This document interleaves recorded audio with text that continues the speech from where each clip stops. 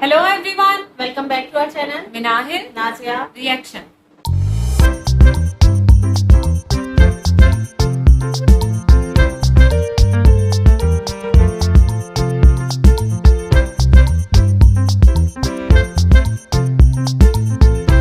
तो आज इस वीडियो पे हम रिएक्शन देने जा रहे हैं। उसका टाइटल है वीडियो का टाइटल है पाकिस्तानी बच्चा वर्सेस इंडियन बच्चा, मजहब या स्कूल, और इनके चैनल का नेम है पाकिस्तानी मुल्हिब।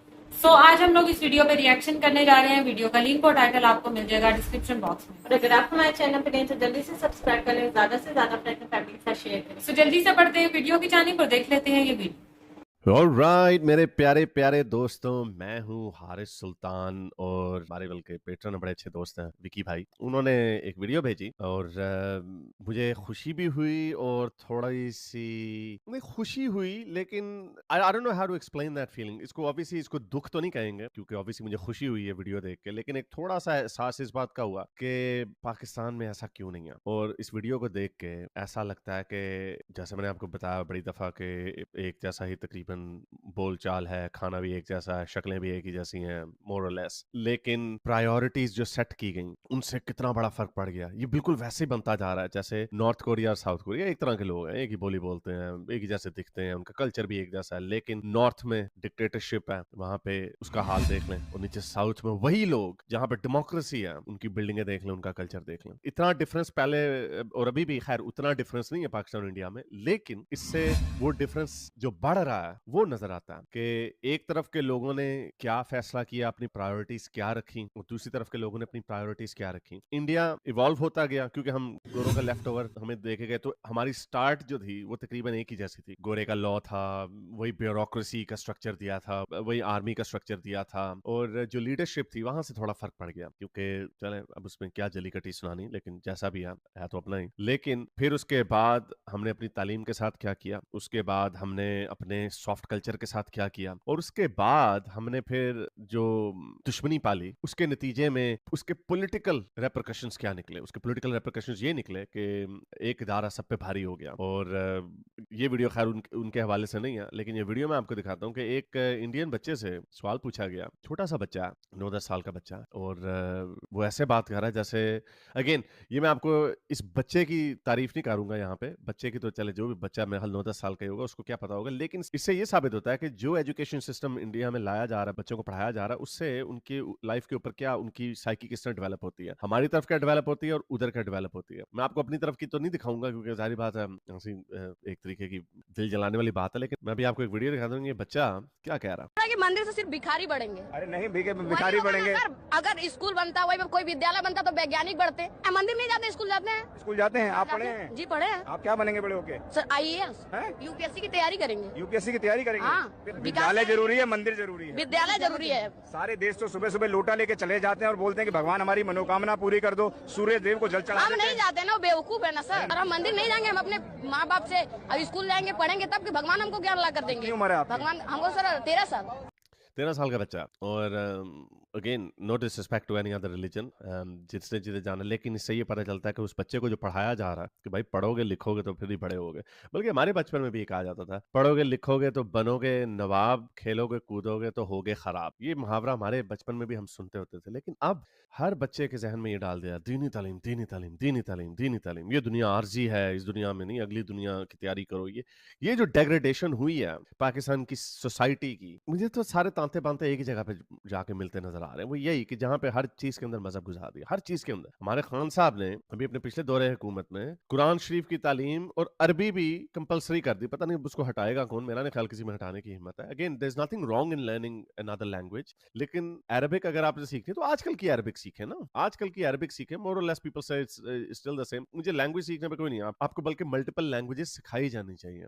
इंग्लिश के ऊपर सबसे ज्यादा फोकस होना चाहिए, फिर उसके बाद बाहर के मुल्कों में सारे लोग, ये यूरोप के जो जितने भी लोग होते हैं वो 2-2 3-3 ज़बानें बोलते हैं, क्योंकि पॉलीग्लॉट होना, ज्यादा ज़बानें बोलना, इससे आपका मैं हमेशा ये कहता हूँ कि जब आप बाहर जाते हैं तो ट्रैवल करते हैं तो आपका दिमाग खुलता है, आप लोगों के कल्चर्स को देखते हैं। लेकिन अगर आपको उनकी जबान भी आती है तो फिर जिस तरह वो बंदा समझेगा जिसको उसकी जबान आती है, थोड़ी बहुत ही चाहे वो टूटी फूटी हो जैसी भी हो, वो ज्यादा बेहतर है। लेकिन हमारा जो तालीम का निजाम है अभी इधर, मुझे नहीं पता इंडिया में overall they must be doing something right जो इतनी man power, skilled man power export करते हैं। 13 साल में इतना ज्ञान काहे ले लिया भैया? सर स्कूल गए तब से ले लिए ना। अच्छा, और मंदिर जाते तो क्या हो जाते? मंदिर जाते तो हम वही फिर मांगना पड़ता हमको, भैया दे दो हमको, इधर दे दो भैया, 2 रुपए दे दो, 4 रुपए दे दो, यही मांगना पड़ता। सरकार आपका कितना ध्यान रखती है? आपको मिड डे मील देती है, आपको खाने को देती क्या है? देती है सर? 5 किलो में कितना दिन खाएंगे हम?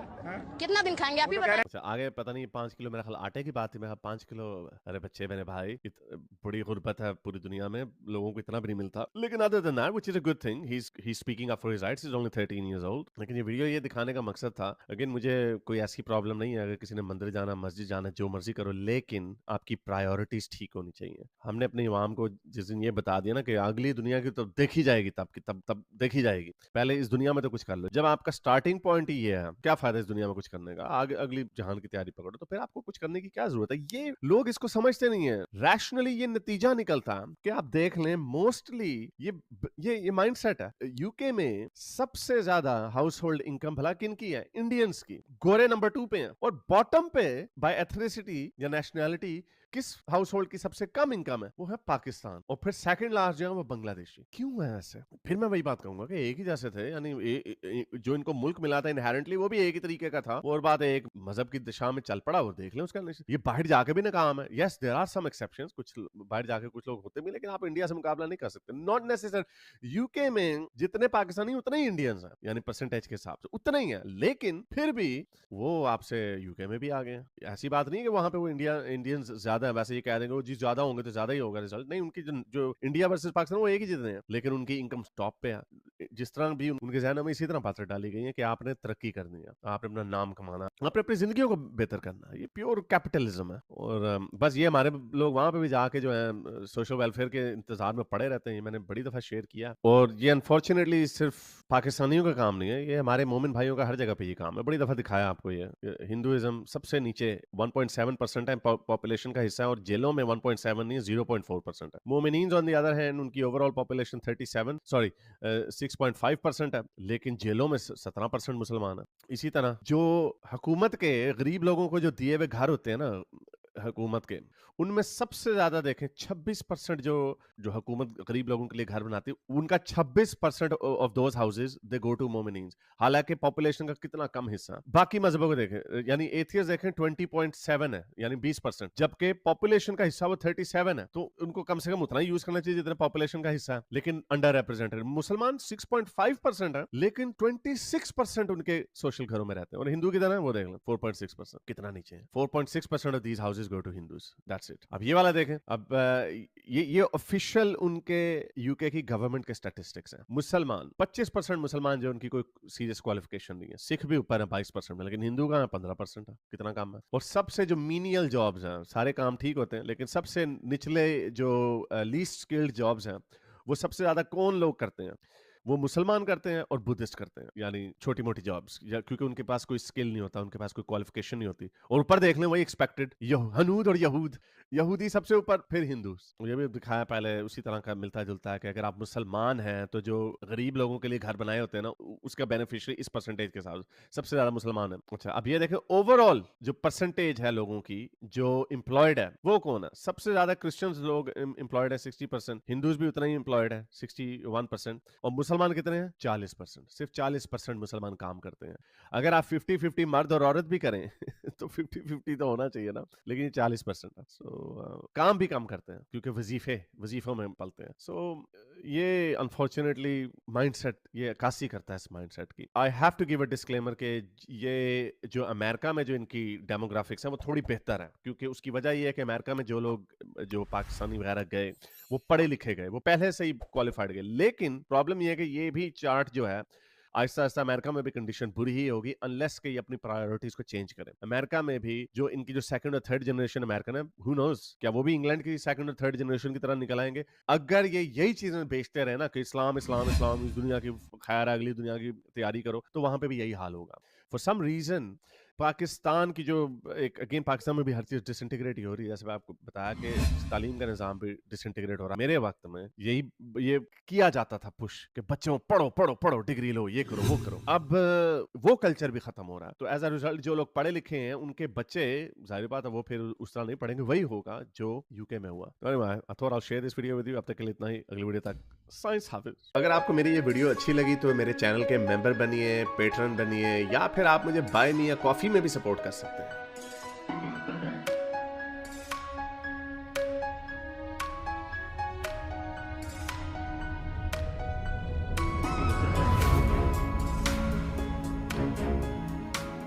सो वीडियो हम लोगों ने वॉच की, और ये जो इंडियन बच्चा था ना, ये ज्यादा वो कहते हैं ना कि हकीकत पसंद जो बच्चा होता है, ये उस टाइप का था। मतलब इसने ये नहीं कहा कि जो हुकूमत जो है वो हमें खाने पीने को जो राशन वगैरह देती है जो गरीब आवाम को, जो हमने एक वीडियो भी वॉच की थी कि काफी उसमें आटा भी होता है, दालें वगैरह भी होती हैं, काफी मतलब आप जो है ना मिनिमम तरीके से अपने घर का खर्चा पूरे महीने का जो है ना वो चला सकते हो। ये हम लोगों ने वीडियो भी वॉच की, तो उसने बड़े ही हकीकत पसंदाना तरीके से बोला है कि भाई हम कितने दिन चलाएंगे, 5 दिन चला लेंगे, फिर भी हमें खुद तो कुछ करना ही करना है ना। ये नहीं कि हम डेली भगवान के पास चले जाएंगे, या वो जो प्रार्थना वगैरह क्या करते हैं उससे हमारे घर के खर्चे तो नहीं चल रहे, उसके लिए तो हमें खुद जो है वो मेहनत करनी पड़नी है। तो ये बड़ी अच्छी सोच है। अगर ऐसी सोच हर बच्चे की, इस एज के हर बच्चे की हो जाए तो मेरे ख्याल से फिर माशरा जो है वो तरक्की कर ले। अच्छा, यहाँ पर मैं ये बात कहूंगी, जैसे इन्होंने मुसलमानों की एजुकेशन की बात की कि दीनी तालीम की तरफ ज्यादा हमारा रुझान है मुसलमानों का, तो उसके बाद मैं ये बात कहूंगी कि जैसे अभी पाकिस्तान एक टाइप का मुस्लिम कंट्री है, तो हमारे जो है ना स्कूल लेवल पे ही जो है ना साथ में दीनी तालीम का भी इंतजाम होना चाहिए। है तो सही यहाँ पर इस्लामियात की का जो सब्जेक्ट है वो कंपलसरी होता है, लेकिन फिर भी उसके साथ थोड़ी बहुत दीनी तालीम, अब दीनी तालीम का भी थोड़ा बहुत एहतमाम किया जाता है, लेकिन वीक में एक दिन कारी साहब वगैरह आते हैं जो कि कुरान का तलफ्फुज वगैरह वो ठीक बताते हैं, कुछ अच्छी बातें बताते होंगे। लेकिन मेरे ख्याल से एक पीरियड डेली का आप ज्यादा लंबा ना करो, 10 से 15 मिनट हार्डली आपने आकर लेक्चर ही देना, लोगों बच्चों को अच्छी बात बतानी है दीन से रिलेटेड। कोई एक हदीस डेली बता दो, एक आयत का तर्जुमा डेली बता दो, ताकि बच्चों को थोड़ा सा इस हिसाब से भी नॉलेज हो। अब हमारे पेरेंट्स क्या करते हैं, या नॉर्मली पेरेंट्स क्या करते हैं, 5 तक बच्चों को एजुकेशन दिलवाते हैं, उसके बाद छुड़वा के तो मदरसे भेज देते हैं जी। अब हमने हिफ्ज कराना है या हमने जो है वो मदरसे की एजुकेशन दिलानी है, बस 5 तक पढ़ लिया, लिखना पढ़ना इसको आ गया, बस इनफ है, इतना ठीक है। अब ये मदरसे, अब वो बच्चों का जो माइंड होता है ना वो ग्रोथ की तरफ जा रहा होता है, उनका ग्रोइंग प्रोसेस जो है ना वो चल रहा होता है माइंड का। अब उसको मदरसे में भेज दिया, वो दुनियावी तालीम से बिल्कुल हट गया, उसको नहीं अब पता कि किस तरीके से मैंने जो है ना वो आगे जाना है, या जो साइंस क्या चीज है, या कैसे इसको इन्वेंशन की जा सकती है, या कैसे प्रैक्टिकल करना है क्या, उसको अब इससे वो कम्प्लीटली हट गया। अब वो चला गया मदरसे में, वहां की का जो माइंड सेट है उसमें ही उसने अब बड़े होना है, क्योंकि फिर कोई बात की ये कि ग्रोइंग उसका माइंड चल रहा है, उसका प्रोसेस है कि उसने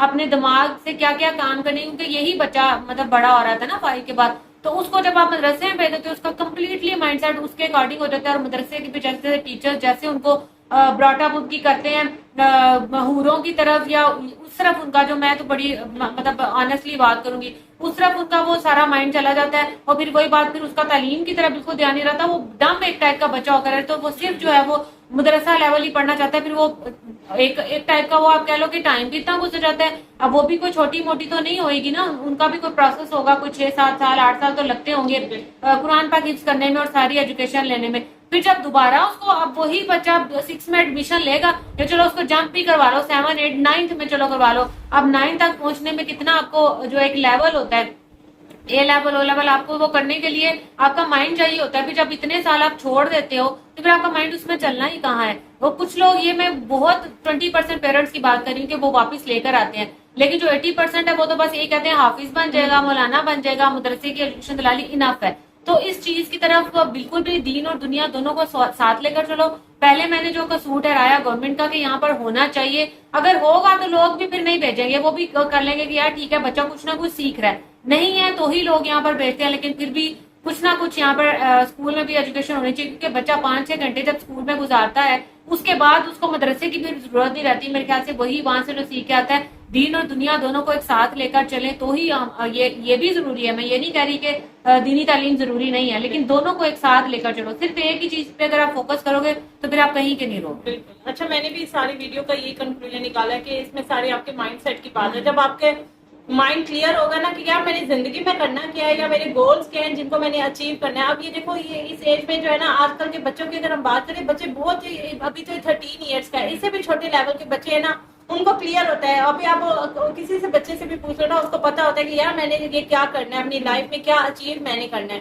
तो आजकल के बच्चे बहुत तेज है, हम जबरदस्ती उन पे अपनी जो है वो ना मर्जी नहीं थोप सकते कि नहीं आपने जो हमने कहा है ना आपने वही करना है। तो आजकल के बच्चे बहुत तेज है वाकई, और इनकी इस बच्चे की सोच देखे वाकई इसको सलूट करने का दिल करता है। ये नहीं कि वाकई के जैसे कह सके वो जो लोग हैं लोटे लेके मंदिर पहुंचे होते हैं कि हम अपनी मन्नतें बढ़ा दें, ठीक है वो सब भी चीजें जरूरी है अगर आप अपने धर्म को भी साथ लेके चलते हो, लेकिन आके उसने वाकई हमें 3 वक्त की रोटी तो नहीं देनी। कितनी देर आप उधर बैठ के लोग वो कहते हैं ना न्याजों के भी खाने वगैरह खा रहे थे, पर वो उससे आपकी लाइफ नहीं चलती। अगर आपने वाकई जिंदगी में कुछ बनना है, कुछ आपने जैसे वो कहते हैं मैंने IAS ऑफिसर बनना है, तो अगर आपने बाकी कुछ सोचा हुआ कि यार मैंने कुछ बनना है तो उसके लिए पढ़ाई बहुत जरूरी है। और ये इनका नाम मेरा हारिस था, जिनके हमने वीडियो देखे, मैं इनकी सारी बातों से एग्री करती हूँ। अगर आप एजुकेशन में देख लो या सबसे जैसे बात करते हैं, अगर कोई भी सबसे छोटी जॉब होती है ना उस पर आपको जो है वो मुस्लिम नजर आएंगे, आप इस्लाम को इस चीज से नहीं जोड़ सकते। हमारे नबी पाक ने भी फरमाया है कि आप दीन और दुनिया